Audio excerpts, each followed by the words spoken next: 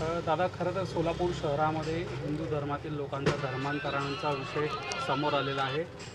काय भावना आहेत, काय प्रतिक्रिया आहे? सोलापूर शहरातील भूषणनगर परिसरात हिंदू धर्मासाठी कार्यरत असणारे आमचे शिवराज भैया गायकवाड, सुधीरजी बहिरवाडे व हिंदू संघटनेत काम करणाऱ्या काही युवकांच्या अशा लक्षात आले की त्या भागात ख्रिश्चन धर्माचे काही पादरी लोक त्या भागात राहत असणाऱ्या गोरगरीब महिलांना दिशाभूल करून धर्मांतर करण्यासाठी प्रवृत्त करत होते।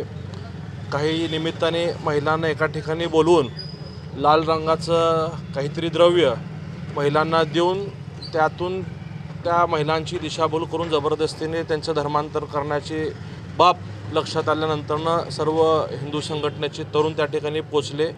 त्यांनी त्या पादरीला विचारला, परंतु दिशाभूल करणारे उत्तर त्या संबंधित व्यक्तीकडनं मिळालेले आहेत।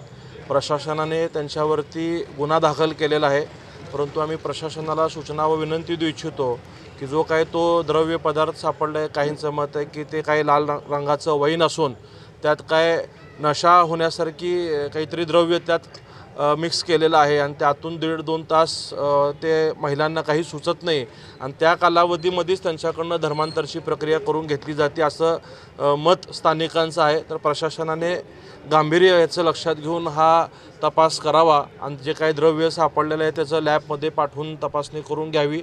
आणि मी आपल्या माध्यमातून सर्व लोकांना सांगू इच्छितो की आपण इतर धर्मांचा आदर करतो, परंतु जर कोणी फसवणूक करून अशा पद्धतीने जर हिंदू लोकांचं धर्मांतर करून घेणार असेल तर आम्ही हिंदुत्ववादी लोक हे कदापि सहन करणार नाही।